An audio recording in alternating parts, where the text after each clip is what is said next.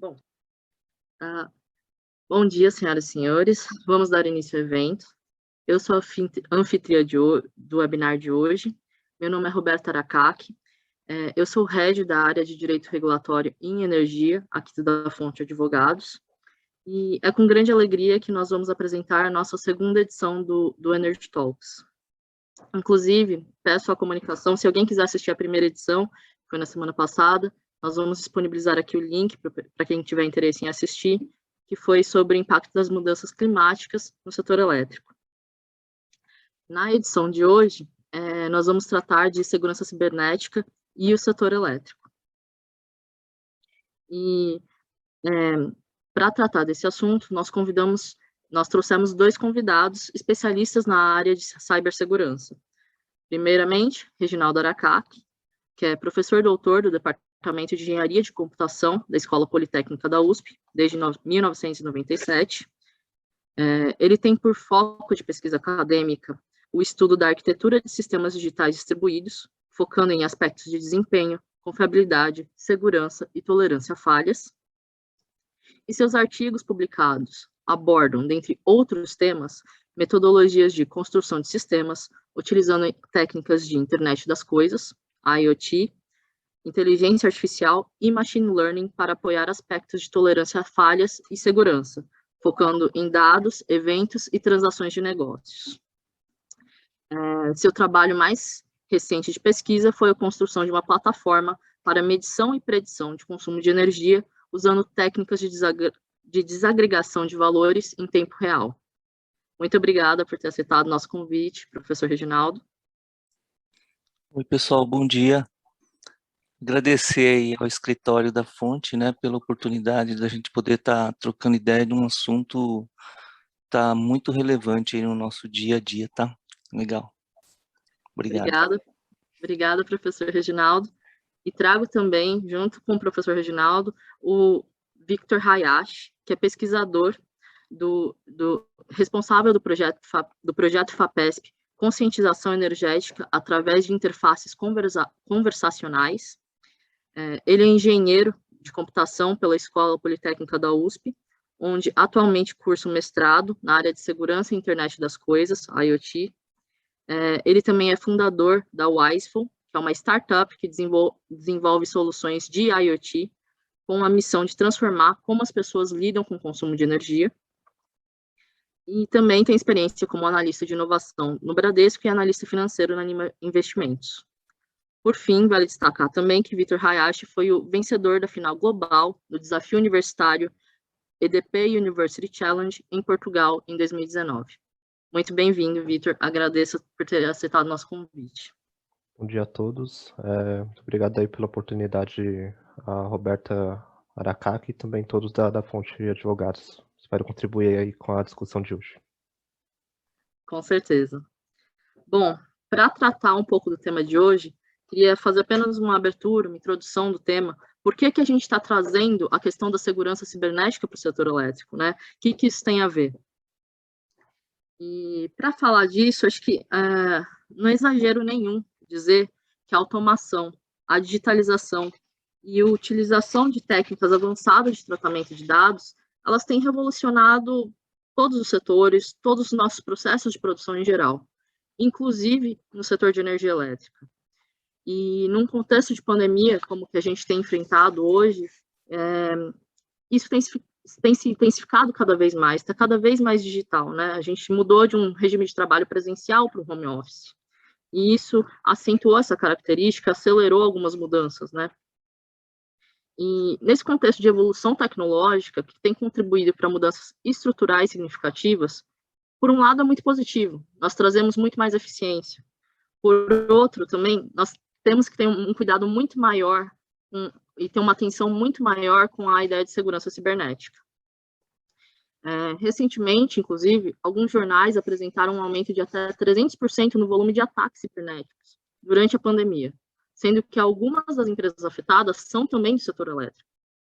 Justamente em razão da urgência, da gravidade desses ataques em um setor que é fundamental. Afinal, se a gente não tiver energia elétrica, nossa economia paralisa, podemos afetar serviços essenciais de saúde, de fornecimento, enfim, todos os setores acabam sendo afetados pela falta de energia elétrica ou por quaisquer questões que afetem o fornecimento de energia elétrica. Justamente por causa dessa relevância, o governo federal e também a Agência Nacional de Energia Elétrica, eles já têm adotado algumas iniciativas para começar a tratar, né, definir um tratamento regulatório para a questão de segurança cibernética no setor elétrico. E justamente em virtude da relevância desse tema para o setor, que é um tema relativamente novo para a gente, eu quis trazer aqui para a discussão de hoje, e para tratar do assunto, alguns especialistas, né? E até antes de a gente começar e antes de eu passar a palavra para os nossos convidados, apenas para explicar, nosso webinar ele vai ser dividido em 3 grandes blocos. O primeiro bloco, acho que é importante para quem não lida necessariamente com segurança cibernética, como eu, é para tratar de alguns conceitos básicos, né? Do que se trata, quais são os riscos, do que a gente está falando. Num segundo bloco, mais específico, nós vamos tratar mais das iniciativas regulatórias do tema, considerando as propostas específicas da ANEEL, né, que ela lançou recentemente numa consulta pública. E, por fim, nós vamos ter o bloco 3, que vai tratar de perguntas do público. Então, eu peço, por gentileza, que, conforme vocês tenham dúvidas, enviem aqui para a gente, pelo chat, endereçando a comunicação da fonte Advogados, e nós vamos selecionar algumas perguntas e responder ao final do evento. É isso. Passo a palavra para Reginaldo Aracaki e Vitor Hayashi. Muito obrigada. Ok, pessoal. Vou compartilhar aqui uma tela, Vitor. Me ajuda aí a ver se chegou aí, tá? Claro. Estão conseguindo ver aí? Tá. Aí eu vou seguir Sim. você. Pessoal, uma coisa que eu queria comentar bem rapidamente, né? Quando a gente fala de segurança cibernética, muita gente, às vezes, está confundindo com privacidade dos dados, como, por exemplo, a LGPD, né? Esse é um ponto. Aí, outro ponto que a gente queria comentar, antigamente, quando a gente falava de ataque de segurança, era assim, alguém tentando roubar uma senha para eu tirar dinheiro de uma conta lá do Reginaldo, ou às vezes ir lá na caixa de autoatendimento e conseguir retirar lá algum dinheiro para mim. Quando a gente fala de ataque cibernético, a coisa muda um pouco de figura, né? São sistemas que atacam sistemas. Assim, no resumo, ele tem um item muito forte disso. E aí, então, agora significa ataques massivos e com prejuízos massivos, né? Então, a gente fala assim, poxa, mas isso acho que está tão distante do meu dia a dia, né? Às vezes sim, às vezes não. Uma coisa que a gente pode até ficar preocupado, se está assim o teu aparelho celular, que é um dos caras, né, já é o nosso computador de bolso, sem você falar, ele sabe tuas preferências, várias, diversas, né? Por exemplo, que time de futebol você torce, que coisa que andou pesquisando, não exatamente no celular, o que você pesquisou em alguma coisa que você buscou uma compra e de repente aparece aqui, poxa, como que ele descobriu que eu estou interessado nesse assunto, né? Então essas coisas, usando para o bem, usando para o mal, é isso que nós queremos discutir com vocês, a questão da segurança cibernética. Então eu vou colocar aqui no modo projeção, né, Vitor? E que a gente, então, consiga fazer uma varredura de alguns conceitos, ainda mesclado com exemplos. Nós não temos nenhuma pretensão aí de 45 minutos falar sobre tudo sobre segurança, elencar alguns pontos de tal forma que a gente possa criar aí toda uma reflexão em torno do assunto, tá ok? Você quer seguir aí, Vitor? Eu vou estar te seguindo aqui. Tá certo, professor. Então, primeiro como motivação, né, como a Roberta já falou um pouquinho, somente até com a questão da pandemia, né, a questão do home office, então os ataques cibernéticos tiveram um aumento muito considerável, né, falam de mais de 300% de aumento, por exemplo, e eles afetam todos os setores, né, então não só a energia, mas todos os trabalhos que tiveram que ir para regime de home office nessa transformação aí digital meio forçada, né, acabaram sendo impactados. E também a gente vê desde exemplos aí do site do Copel e da empresa ali EPE, né, do setor de energia. Alguns ataques também que afetam a disponibilidade de um portal que você pode estar utilizando, por exemplo, para uma tomada de decisão, até algo mais complicado, como, por exemplo, o que aconteceu no oleoduto dos Estados Unidos, né? Então, tudo isso acaba motivando essa discussão de hoje. Então, por exemplo, né, segundo a IBM, são necessários cerca de 280 dias, uns 6 meses aí, mais ou menos, para você conseguir diagnosticar um problema e corrigir esse problema de um ataque, né? Então, a verdade é que se o setor de energia não está preparado, na verdade, a gente pode pensar que vários setores, né, várias empresas também não estão preparadas, dado esse tempo médio aí mundial das empresas, né? Só um comentário, né, gente? Olha só, né? Sem querer fazer drama. Mais de 6 meses, quase 9 meses, para você perceber que o teu sistema foi atacado, ele é um absurdo. Quer dizer que aqui só não teve um ataque, teve também a falta de consciência de quem foi atacado. E quando a gente fala de ataque cibernético, o que é necessário são algumas janelas de milissegundos, pedaços de segundos, para que a gente possa fazer estrago, porque é sistema contra sistema. Agora, 6 meses, 9 meses, e você não perceber que foi atacado, a gente imagina, né? Quem aqui que está na audiência não tem um colega, alguém contando uma história, né, de que teve lá os seus servidores travados por algum motivo. Então, nós estamos falando um pouquinho sobre isso, né, Vitor? Isso aí, então, motivado pelos ataques também e até pela possibilidade de até estar sendo atacado, né? Só que você nem saber disso ainda, né? Que a gente vai passar por alguns pontos para tentar responder, né? Ou pelo menos fomentar a discussão relacionada a quais são os riscos, né, envolvidos, principalmente para o setor aí de energia. Quais são as vulnerabilidades, os pontos fracos que os atacantes podem estar usando para fazer esses ataques, e também um pouquinho de contramedidas e até alguma discussão relacionada à maturidade que esse tempo médio aí ele dá uma pequena ideia inicial, né? Aqui, então, nós temos os grandes segmentos aí, né, do setor. Tem desde a geração, transmissão, distribuição, tem operador nacional também. E também onde você tem as operações de negócios e também serviços essenciais, né, para a população, como os clientes ali de consumidores PJ e pessoa física, né? A questão aqui que nós trazemos é que nós temos sim, muitas oportunidades, né, de ganhos de eficiência e redução de custos.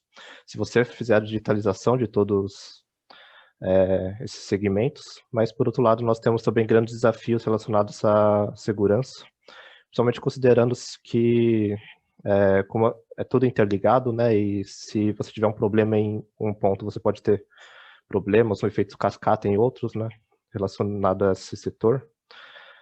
Nós vemos que tem uma questão de aumento da superfície de ataque, né? Então, para dar um exemplo aqui, na parte da geração, a gente pode pensar que você usando coleta de dados em tempo real e depois aplicando, por exemplo, algoritmos inteligentes, né, você pode otimizar o uso das máquinas, né, ou o uso das turbinas ali eólicas, no outro exemplo. Você pode ter, sim, redução de downtime, extensão do tempo de vida relacionado e até evoluir de manutenções corretivas e preventivas para uma manutenção preditiva, né?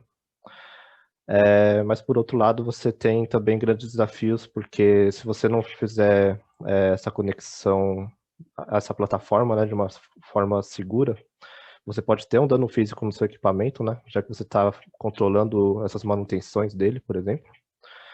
Ou se você estiver fazendo o controle dele mesmo para automatizar mesmo todo o processo, você pode ter essa perda do controle, né, que um atacante consiga tomar conta da sua máquina e ter o efeito até na vida dos operadores, né, das pessoas que estão operando esse sistema.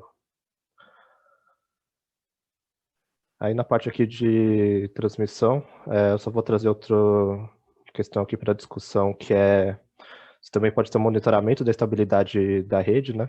É muito vital aí para esse segmento. Mas então, não só na transmissão, né, mas Na distribuição também você pode ter o blackout, né, no fornecimento de energia, e principalmente essa questão de efeito cascata, né? Então acho que quando a gente vai discutir segurança cibernética no setor, como é tudo muito interligado, né? E você não pode só pensar que se eu estiver seguro, então o setor todo já vai estar totalmente seguro, né? É muito importante a gente considerar esse efeito cascata, né? Que o dano, uma vulnerabilidade em um desses pontos aqui, ele vai se propagar para o segmento todo e depois, então, até para os outros segmentos, né? Uma coisa parecida ocorre para a distribuição, mas eu queria dar um foco aqui na parte dos consumidores, porque eu acredito que aqui é onde os processos de negócio e os serviços essenciais para a população estão embasados, né? Então, realmente, a energia é um serviço vital ali para a operação, para a vida das pessoas, né? E aí, se você pensar que tem essa questão da resposta da demanda, né, que o governo pode estar estudando aí principalmente nessa questão de bandeira vermelha e tudo que está acontecendo, né, para reduzir o pico de consumo através de um controle não da geração, mas sim da demanda dos consumidores. Até se eu puder fazer uma pequena intervençãozinha aqui, Vitor. A ideia de resposta da demanda é justamente, como o Vitor colocou, ao invés de eu tentar controlar pela geração, para não ter falta de energia, a ideia é você dar incentivos econômicos para os próprios consumidores tentarem reduzir o consumo de energia em certos momentos do dia, em certos momentos de pico de demanda. A resposta de demanda tem programas pilotos aqui no Brasil, mas o governo está estudando para adotar de forma mais generalizada, até considerando o contexto de crise hídrica e talvez até risco de racionamento. Acabou minha intervenção, pode voltar, Vitor. Perfeito. E aí eu vou até trazer um exemplo, né, que mostra essa oportunidade de um lado que você tem da resposta da demanda de reduzir um pico de consumo, né, até um eventual efeito contrário, né, que o atacante pode usar esse tipo de mecanismo, ou o jeito que você está esquematizando isso, né, para fazer um ataque para, na verdade, crescer esse pico, né. Então, aqui no exemplo, você tem, basicamente, se for ver aqui na figura, você tem ali a distribuidora, por exemplo, que vai estar fornecendo os preços, né? Hoje, aqui no Brasil, o preço não tem esse dinamismo todo, né? Mas, porventura, quando tiver, né? Você pode ter um preço que vai estar sendo divulgado ali para as unidades consumidoras e, por outro lado, os medidores inteligentes vão estar reportando esse consumo de eletricidade e aí viabilizando essa conta aí, né? Que basicamente o que a Roberta falou aí de você, por exemplo, em alguns períodos do dia que devia ter mais pico, você aumenta o preço para tentar diminuir o pico naquele horário, né? Aí o problema é que você pode ter como se fosse uma personificação, né? Então você vai fingir que é a distribuidora aqui fazer um preço fake e fazer o preço ao contrário, né? Então você vai falar que está mais barato exatamente naquele período do dia que deveria estar mais caro, de forma a enganar as unidades consumidoras. E se você pensar que tem muita automação aqui, né? Vários equipamentos, várias máquinas que já estão automatizadas, né? Eles vão acabar respondendo de forma automática, sem muito controle ali dos gestores, por exemplo, ou dos residentes de uma casa, né? Então, aqui que eu trago esse balanço aqui, né? Que por um lado você tem a resposta da demanda, que é exatamente para reduzir o pico, mas você também tem, se você não proteger isso de forma correta, né? Você pode acabar levando até o efeito contrário do que é a ideia. Agora, outro ponto aqui que eu vou trazer são sistemas SCADA, né? Sistemas aí de controle e supervisão, também tem aquisição de dados nesses sistemas. Eles fazem parte aí, são grandes sistemas legados aí da parte de controle, né? Não é de hoje que eles existem. Mas, por exemplo, eles existem aqui nas turbinas eólicas, né? Então, em um trabalho aqui, a gente vê que tem uma oportunidade de você otimizar a manutenção dessas turbinas sem ter que ficar colocando sensores a mais, né? Na verdade, só pegando os dados que já existem desses sistemas de automação e controle dessas máquinas. Mas, por outro lado, você também pode ter uma perda do controle, né? Então, a gente vê até um ataque aqui, né? de certa forma, você conseguiu instalar um malware no equipamento, né? E aí ou você consegue fazer uma disponibilidade de que, na verdade, essas visualização e o uso desse tipo de sistema ele é vital para a operação, né? Então, você tornar isso indisponível para alguém é bem complicado. Ou até algum controle de você ficar fazendo essas rotinas de manutenção de forma indevida, né? E aí, na verdade, prejudicando aquela tempo de vida que deveria ser uma coisa que você iria otimizar, né? Então, esses dois exemplos aí é só para ilustrar um pouquinho essa balança que a gente fala de oportunidades versus desafios, né? Aí eu vou passar alguns exemplos bem rapidamente aqui, só para a gente entender o ataque da Ucrânia. Mas basicamente aqui nós temos o phishing, né? Que você vai ter diversos tipos de fraude, normalmente vai ser ali uma tentativa por e-mail, onde o atacante ele tenta fingir que é de uma fonte confiável e basicamente ou ele pode ter anexos maliciosos ou links que levam à instalação ali de malwares no seu sistema, né? Então aqui, na verdade, é mais para a gente fomentar aqui a discussão da importância do fator humano, né, e que segurança, na verdade, é um processo que envolve, sim, os sistemas, né, que vão poder ajudar a gente a ficar com sistemas mais seguros, mas também tem como você pode usar esses sistemas da melhor forma, né? Então, tomar muito cuidado com essa questão aí de engenharia social, né? Porque cada vez mais tem ataques até mais personalizados, né? Foi o caso aqui em 2017 e 2019, que não foi um phishing assim igual o spam que a gente está acostumado, né? Na verdade, eles conhecem um pouquinho mais por exemplo, de grandes executivos ou pessoas chave, né, para uma organização e fazem alguma coisa mais personalizada, que seja mais fácil de enganar a pessoa, né? E aí na correria do dia a dia é capaz da pessoa ser enganada mesmo. E aí, outro exemplo aqui são os malwares em geral, né? E aí eu vou dar um foco aqui nos sensors, né? Vitor, deixa eu só fazer um comentário, né, gente? Aquela história lá da gente exagerar como seria. Segurança não é só proteção de dados. Nesse exemplo de uma usina, você imagine a seguinte situação. Eu vou falar da situação para não ser exatamente assim. Um operador da usina está cuidando do nível de rotação para gerar lá atenção para a cidade, distribuição, transmissão. Aí, esse vírus, ele engana o painel do operador dizendo assim, olha, os rotores da usina está muito baixo, tem que aumentar. Então ele falseia essa informação de tal forma que a pessoa começa a falar, puxa, se está muito baixo, mais rotação, mas a rotação já está alta. O que vai acontecer, né? Então será que é só brincadeira isso? Não, ele pode causar, além desses danos lógicos, danos físicos, né? Então a gente fala assim, a proteção de dados, proteção de ação, esse tipo de coisa chegando, provocando esse tipo de movimento em qualquer uma dessas unidades que o Vitor colocou, tá? Esse é o lado não romântico da história, né? Desculpa aí, Vitor. Bom, só para prosseguir diversas formas que os atacantes podem agir, né? Então, essa questão dos ransomwares, né? Que é uma das formas que você pode ter para até um modelo de negócio interessante para eles, né? De certa forma, você consegue infectar ali uma máquina, que seja por phishing ou por qualquer outro tipo de meio.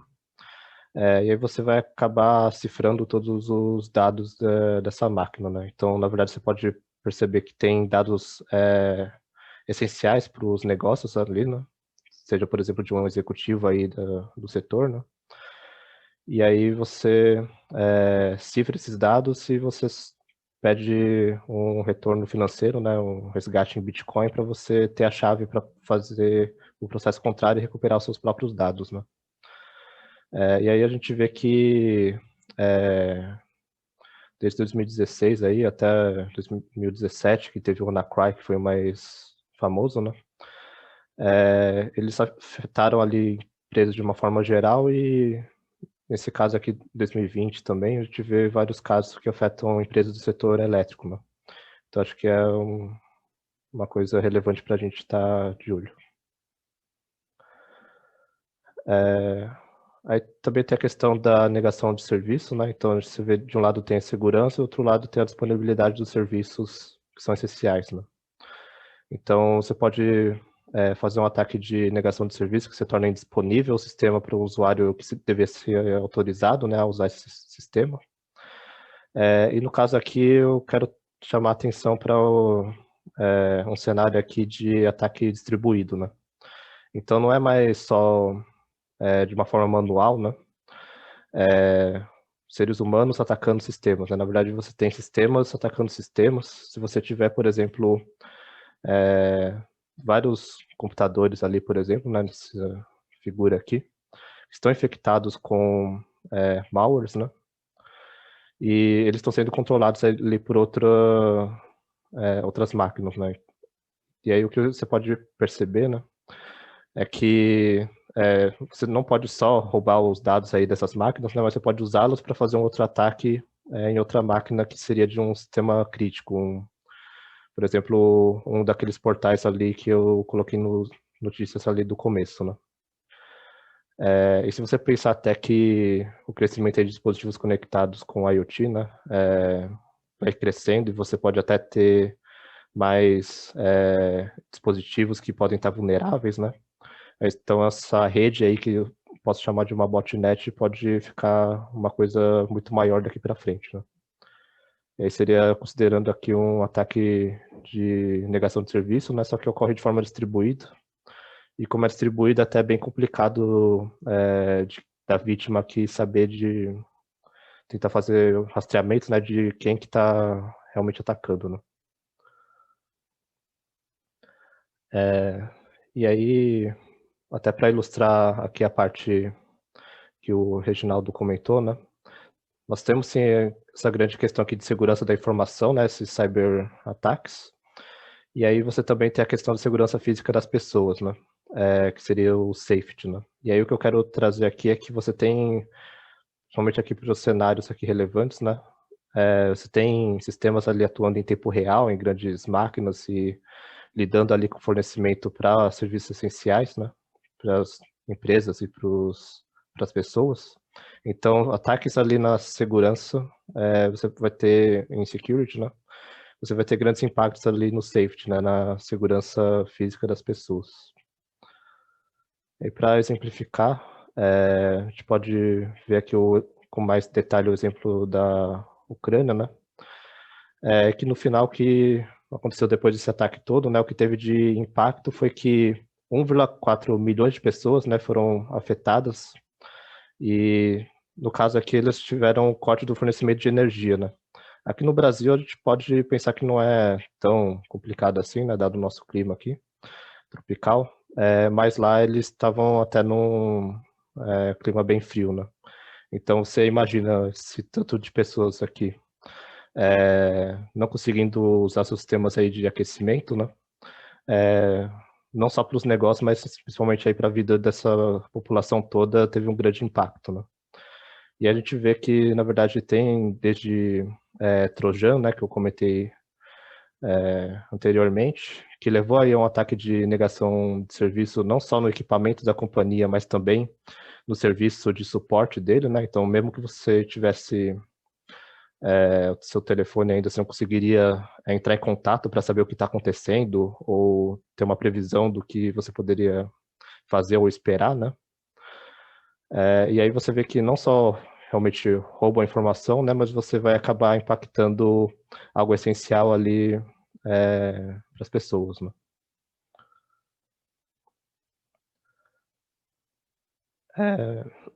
E aí aqui eu quero trazer também para a discussão, né, que você tem que pesar as coisas, né? Então, você pode ter, sim, a segurança, né? Você vai falar de integridade dessas informações, da privacidade também, né? Acho que é legal essa discussão que o Reginaldo trouxe, né? O professor Reginaldo trouxe, que você pode separar as coisas, né? Mas elas são importantes, né?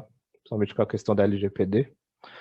E por outro lado, você tem a operacionalidade, né? Então você tem questão de usabilidade, de desempenho, a disponibilidade desses sistemas, né? E até ataques que afetam a disponibilidade, igual eu mostrei ali. E você tem que considerar isso em conjunto, né? Não é 100% de segurança, nem 100% de disponibilidade, né? Mas sim uma boa combinação que faça sentido aí e possa ser viável, né?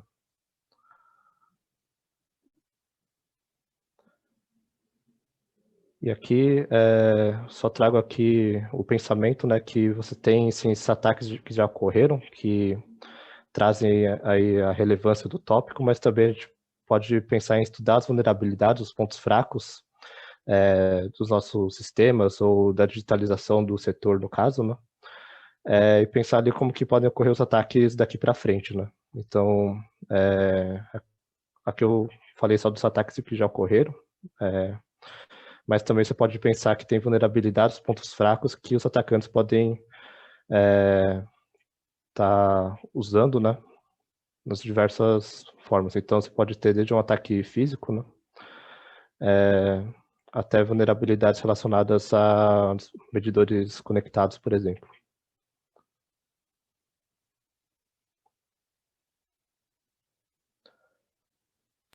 Acho que aqui eu posso comentar, né, Vitor? Isso. Então, gente, uma coisa que pegar alguns pontos aqui agora para prosseguir, porque nós vamos falar agora do regulatório, né? Antes de eu passar um pouquinho a palavra para a Roberta, eu queria comentar um negócio de uma visão científica. Esse desenho inocente, ele é fruto de técnicas, né, de segurança. Então, olha só que interessante, gente. Aqui está dizendo, olha, você tem, essa caixinha azul está dizendo, eu tenho ataques, qual que é o objetivo da segurança? Você tentar mitigar esses ataques. Agora, para que a gente faça isso, nós temos que ter primeiro uma atitude de modéstia. É interessante isso. Por quê? Você não pode achar que você, com toda a tua equipe, toda a tua especialização em inteligência, você é capaz de confundir segurança com resistência. Quantas pessoas que nós temos, né, conversando sobre segurança, que fala assim, olha, meu sistema já tem criptografia. Ah, então ele é seguro. Né? Aí, a hora que você olha um desenho desse tipo, que é um diagrama científico, ele fala assim, peraí, o que é a tática de resistir? Então, resistir, ele inclui, como se fosse o ataque a uma residência, né? O que você coloca para resistir? Ah, eu coloco a altura do muro, coloco um portão, né? Então, aqui em sistemas, vamos colocar criptografia, login, senha, token. Você inventa uma série de itens, coloca uma série de coisas, mas ele é apenas a primeira tática, resistência. Lembra dos 9 meses que você não sabe que foi atacado? Né? Então, quando a gente olha aqui, a tática 2 é a de deteção. Então, essa questão da deteção significa que eu tenho que respeitar tanto o bandido no sentido que ele é capaz, ele é o tempo inteiro sofisticado demais, só que usando para o mal essa inteligência, ele consegue invadir, ele pulou o muro. É meio que a brincadeira, muro alto, escada alta, é meio ruim, né, comentar um negócio desse tipo, né? Meio simples. Então tá, então se você fez a criptografia, não pode achar que não vai ter gente que possa quebrar essa barreira da resistência. Então, a detecção, né? Hoje em dia, quando se fala da digitalização, como é que eu detecto, né, uma invasão? Você pode detectar invasão porque ele é muito força bruta, como o Vitor comentou. Muita gente tentando atacar um nó lá. Aí eu descubro, tá vindo ataques daqui, dali, de tudo quanto é lugar, e isso tem setores industriais que não a da elétrica, né, em outras áreas, como, por exemplo, a indústria financeira, as pessoas já têm técnicas para detectar força bruta. Mas ataque cibernético não é somente força bruta, né? Então a gente pode comentar sobre isso depois, né? E aí depois a tática de recuperação. Então, quando a gente fala agora em regulação, nós não podemos falar assim, ó, tua empresa já tem criptografia, tem bons algoritmos, não é isso. Ele é todo um processo que envolve resistir, detectar e recuperar. Tá legal, gente? Então a gente vai comentar sobre isso. E aí, nessa linha, né, eu vou seguir por aqui, Vitor. Deixa eu só chegar aqui na página aqui da regulamentação e eu queria que talvez a doutora Roberta pudesse falar um pouquinho antes de eu entrar nisso. Bom, gente, acho que é importante mesmo a gente comentar um pouco antes de falar da consulta pública em si, até para dar uma contextualização, né, do tema.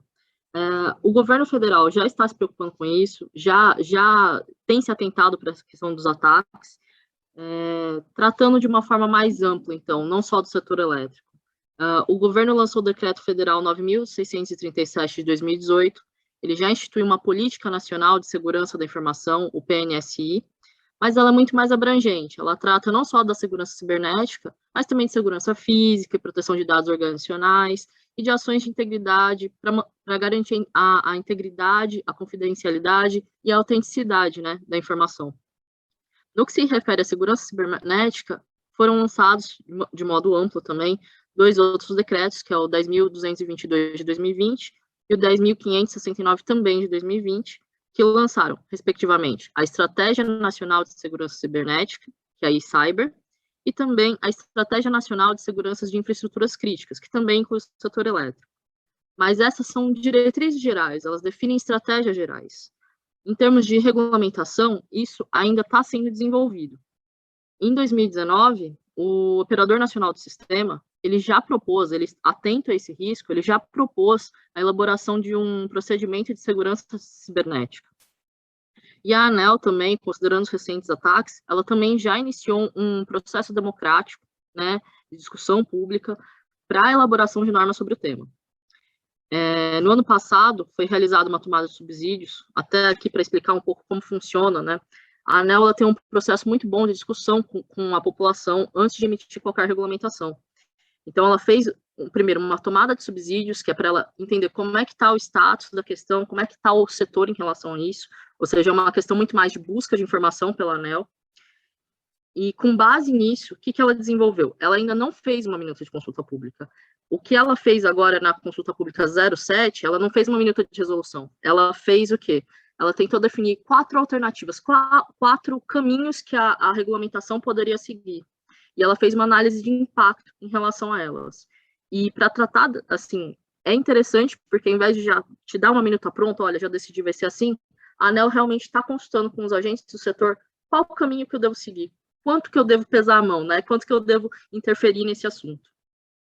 E para tratar um pouco dessas iniciativas mesmo, eu acho importante ter o olhar técnico dos nossos convidados, também para tratar como que cada alternativa vai influenciar, como é que elas influenciam a vida dos agentes do setor, né? Então, eu volto a palavra para o professor Reginaldo.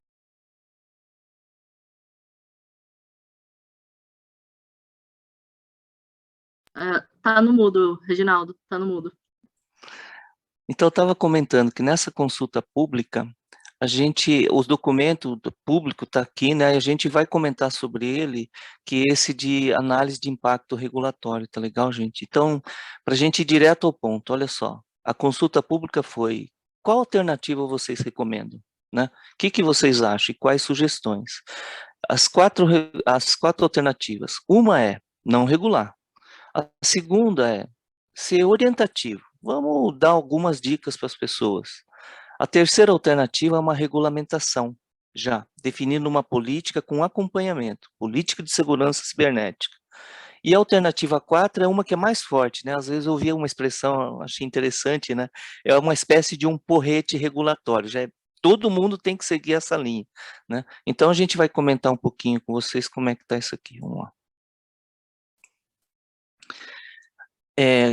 Esse documento, gente, ele diz o seguinte: o que acontece, o que está definindo esse documento? O risco de incidentes de segurança, ele afeta de que jeito as pessoas? Então, interrupção no suprimento, dificuldade, né, de você realizar operações comerciais e também acesso a dados de maneira inadequada.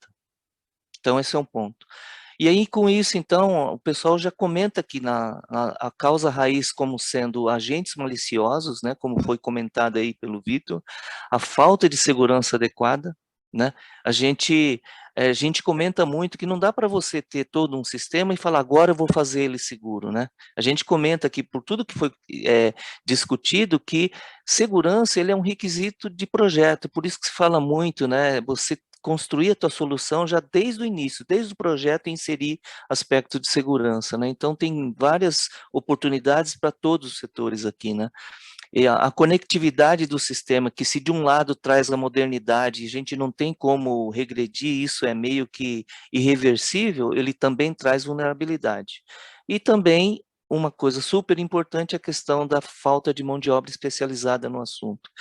E é bacana a visão do modelo, né, gente, que assim, a gente fala de um problema de entrega de energia, mas os cuidados estão desde aqui, ó, do cidadão, nós estamos falando aqui do poder público, né, consumidores e todos os órgãos e agentes envolvidos no setor elétrico. Mas é isso, né? Ah, acabou a energia da minha casa. Não, não é isso. A dificuldade atrapalhou a segurança pública, atrapalhou a parte de saúde, hospitais, né, o caos que pode trazer nessa história toda, tá ok? Então, a gente comenta, então, com isso, né, esses objetivos esperados conforme tal documento. Então, nesse documento da consulta pública, ele fala assim, ó, vamos aumentar a resiliência, né, para minimizar esse impacto. Aumentar a resiliência achei muito legal. Você não tem como impedir que haja o ataque, né? Para dizer a verdade, números de hoje já indicam que a gente tem milhares e milhares de ataques o tempo inteiro, né? Aí o que acontece, então? A manutenção da continuidade, né? Então a proposta, a resiliência dos serviços, a continuidade, a gestão forte sobre esses incidentes, né? E a governança sobre esses dados críticos, além de uso de padrões. Tudo isso, ele tem a ver aí uma série de ações que a gente está falando. Eu vou destacar uma aqui, né? Só para a gente avançar, né? Porque a ideia é que não ficar lendo isso que provavelmente vocês já viram aqui. Estabelecer procedimento de resposta rápida, compartilhar, né, essas informações. Então, por exemplo, eu estou aqui num lugar, o Vitor está no outro, aconteceu um incidente com ele, eu já tenho que saber rápido, né? E isso não é uma coisa inventada para nós, vocês vão ver que outros setores já se utilizam disso, né? Alguns setores falam assim, poxa, aquelas empresas são concorrentes de mercado e unidos para uma operação. É muita coisa parecida que acontece. Aqui também não é diferente, né? Essa questão do compartilhamento de informações é um ponto crucial, como a gente vê aqui. A gente vai ver. Então, resumidamente, né, gente, para adiantar, a gente vai falar aqui das 4 alternativas, então, só para ver também a interpretação de vocês. Vamos lá.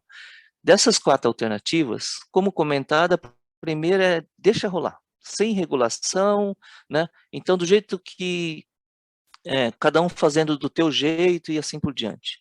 A segunda, interessante, mas tem algum ponto aqui que talvez não fique tão bom. Por exemplo, vamos só orientar as melhores práticas.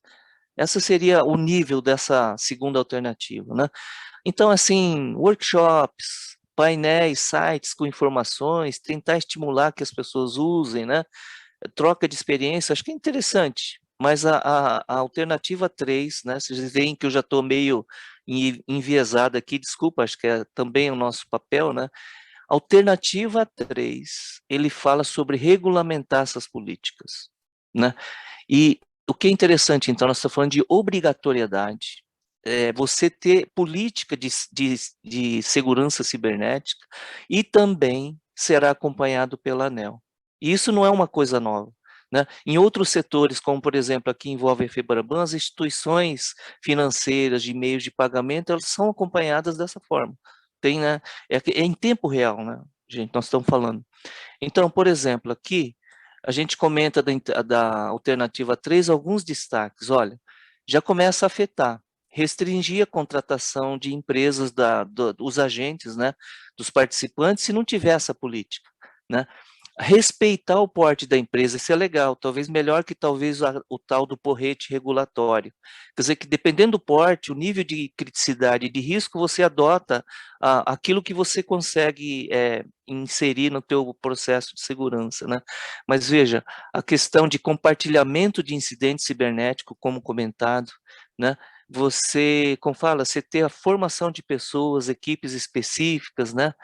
E tem um destaque importante de, aparentemente meio óbvio aqui para nós, é o seguinte, os sistemas digitalizados, eles alcançam a internet, mas a gente tem sistemas de TI né, de escritório, você tem sistemas de operação e sistemas de automação, todos digitais. Então, um cuidado de segmentação dessas redes, sabe? Falando assim, mais muito simplificadamente para vocês, é como se você pudesse fazer contornos e fronteiras nessa rede que mantenha a integração, mas com cuidados e controles digitais para segmentar. Tá legal? Aqui, então, olha, a alternativa 4 é aquele lá mais forte. Aquilo lá eu defino a solução e todo mundo tem que usar. Quando a brincadeira que eu comentei do porrete regulatório a alternativa 4 é a 3, só que no nível mais forte, né? Você não tem como flexibilizar. E aí, como nós temos um ecossistema que tem grandes empresas do poder público, grandes empresas privadas e pequenas empresas e startups, aí pode ser que isso seja uma dificuldade. Tá ok?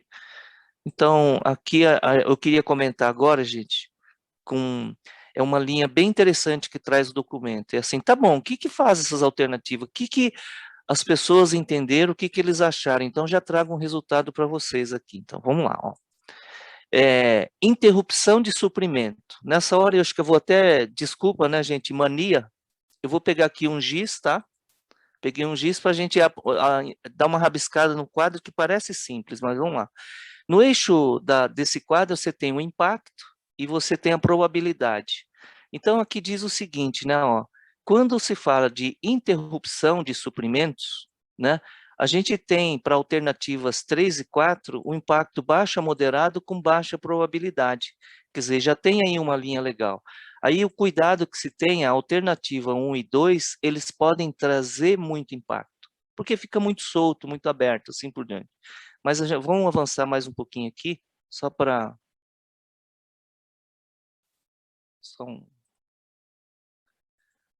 Quando a gente fala de impossibilidade de realizar operações técnicas e comerciais, alternativas 1 e 2 fica também com alta probabilidade e com alto impacto, né? E o que a gente está buscando, puxa vida, pouco impacto e também com baixa probabilidade de ocorrência, né?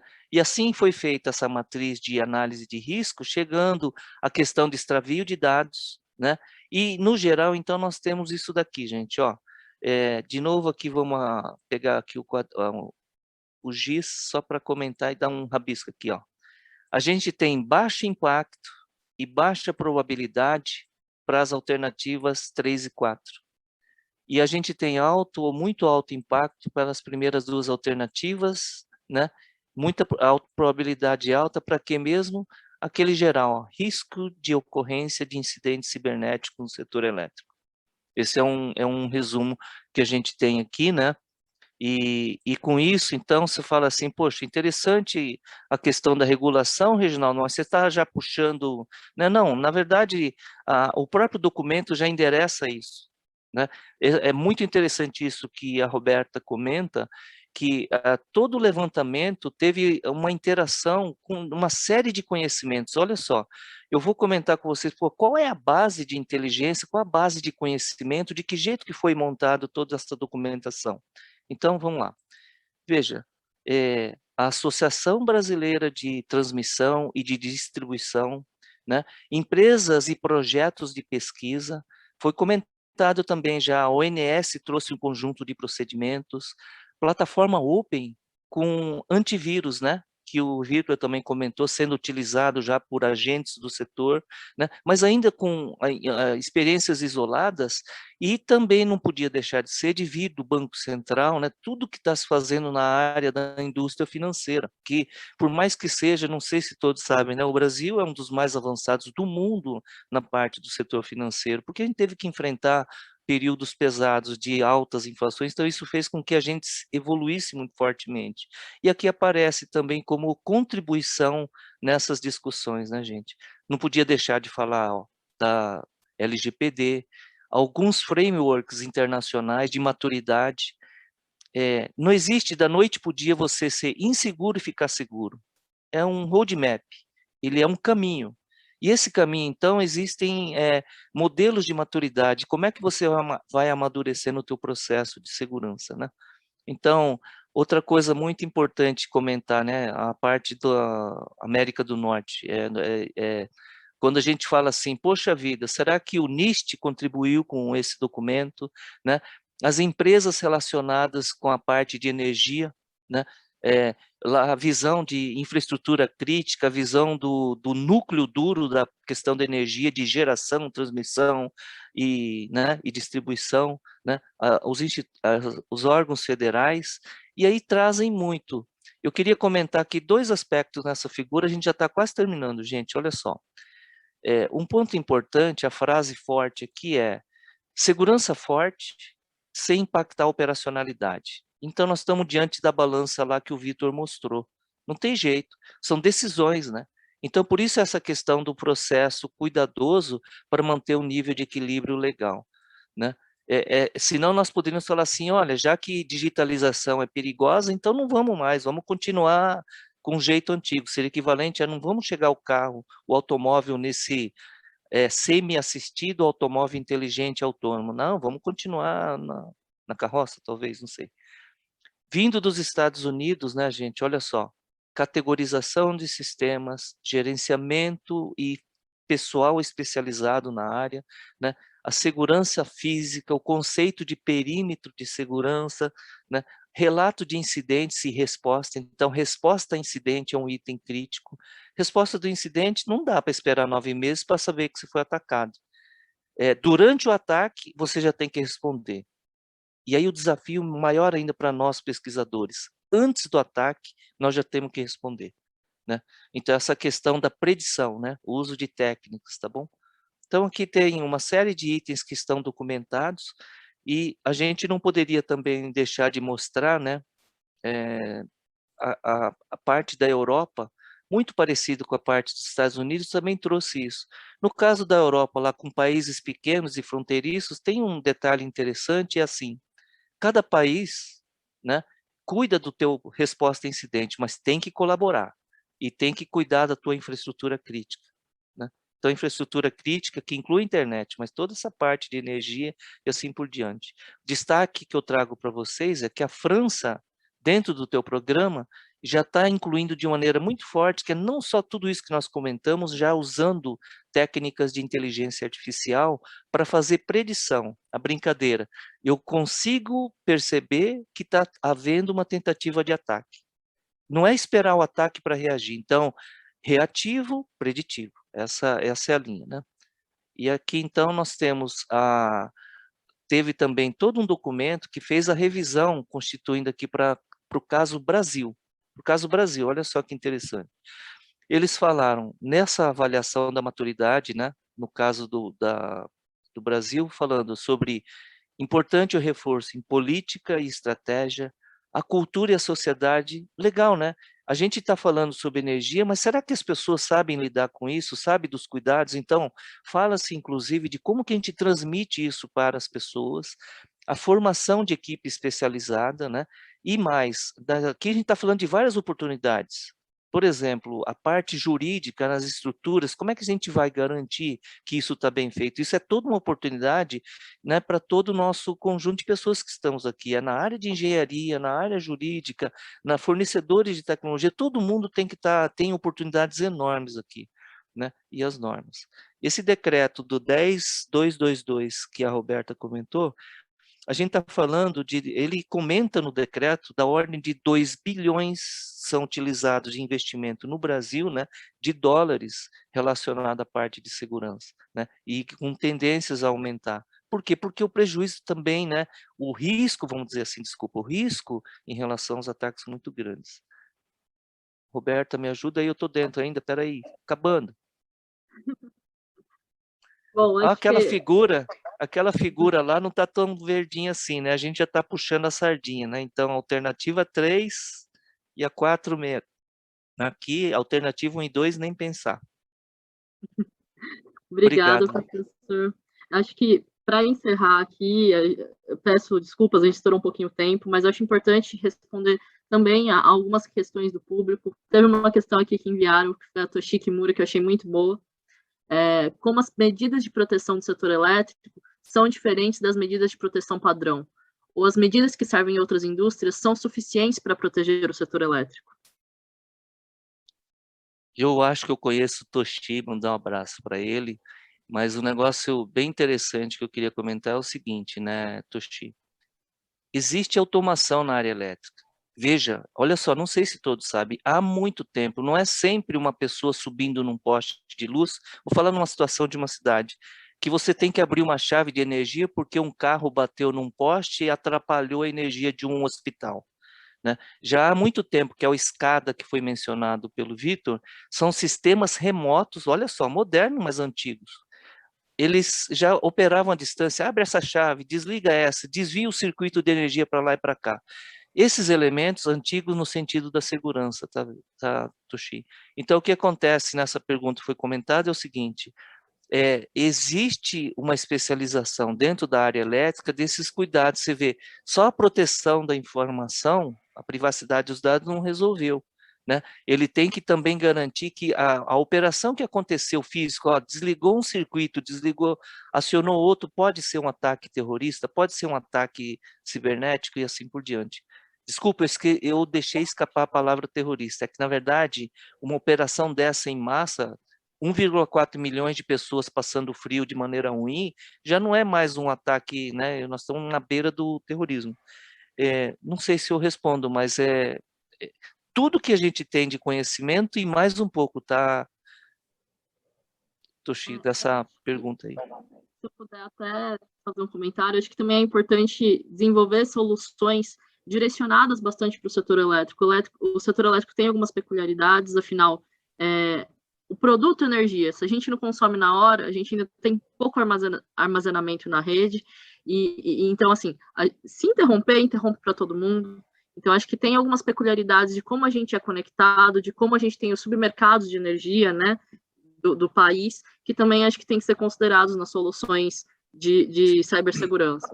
Porque é sempre bom lembrar que isso é uma coisa que eu gosto de ressaltar muito no setor elétrico, às vezes a parte que a gente tem digital ou mesmo jurídica é muito abstrata, mas ela tem uma repercussão muito forte no âmbito físico, né? Eu queria comentar um negócio para vocês, que de 2 tipos de ataque que foi mencionado, complementando as coisas aí dessa pergunta aí do Kimura. Uma delas, quando a gente tem ataques massivos, tem o desenho do Vitor que mostra assim, um mestre e um escravo. A pessoa toma um conjunto de computadores com informações privilegiadas e começa a atacar um sistema-alvo que seria a vítima, né? Então, nessa hora, a importância do compartilhamento entre agentes da área elétrica. Então, se uma empresa for atacada e ela tiver uma resposta rápida com apoio de toda essa estrutura, como comentado aqui, a ANEEL, a ANS, aquele padrão de ataque já é comunicado para os pares, aí rapidamente você consegue isolar e todo mundo já sabendo de que jeito, qual a origem, de que jeito está fazendo, e você consegue tentar agir. Ainda assim, ele é meio reativo. Agora, eu vou comentar de uma outra, né? O perigoso que nós estamos estudando hoje nós estamos dentro de 7 anos, mais ou menos, a entrada dos computadores quânticos, gente. Imagine computadores que são de outro padrão do que a gente tem hoje. E aí se diz que muito daquilo que se tem de tecnologia de criptografia hoje serão quebradas por esse tipo de computação quântica, né? Então, tem um caso que a gente tem estudado muito, que são os ataques, a preparação de ataques cibernéticos silenciosos. Olha só que perigo. Então, quando a gente pega aquele caso que aconteceu no Irã, engenharia social, na verdade, é a entrada de leve. É de leve, de leve, de leve, até que você consiga um conjunto de informações não percebidas pelo sistema de monitoração de ataque massivo. É preocupante isso, né? Então, daí a gente fala, não, mas não é só proteger os dados, então, será que é isso? Num carro inteligente, se eu conseguir entrar no comando do carro e tomar o controle do total, eu faço o que eu quero, será que isso é proteção de dados somente? Ou eu estou agindo no servo-mecanismo? Servo-mecanismo de energia também, né, como a gente está falando. Então, a gente lembrar assim, dos desafios importantes que tem para todo mundo nessa história, né? Tá. Bom, eu acho que é isso para encerrar, já estouramos um pouco tempo, então vou encerrar agora. Eu acho que é bastante interessante essa discussão, e eu acho que a gente está num momento assim crucial, porque ainda não tem regulamentação específica do setor, mas justamente por isso estamos num momento que é importante importante que a voz dos agentes também vai poder ser ouvida e pode ajudar a contribuir à definição da nossa política nacional, né? Trata-se de uma oportunidade, não só para agentes que sejam realmente empresas do setor elétrico, mas também para agentes especializados do setor de cibersegurança se manifestarem, ajudarem a desenvolver não só a política, mas também desenvolver produtos destinados ao setor elétrico, que acho que é uma necessidade para todo mundo. Eu agradeço a participação dos nossos convidados, agradeço a todos vocês que acompanharam a gente até agora, e convido vocês também porque em julho nós daremos continuidade com o Energy Talks, e já deixo convidado vocês para participarem, para se inscreverem. Nós vamos mandar mais tarde para todos vocês o convite com a programação de julho. Agradeço a todos e tenham um bom dia. Obrigado. Tchau, tchau, gente.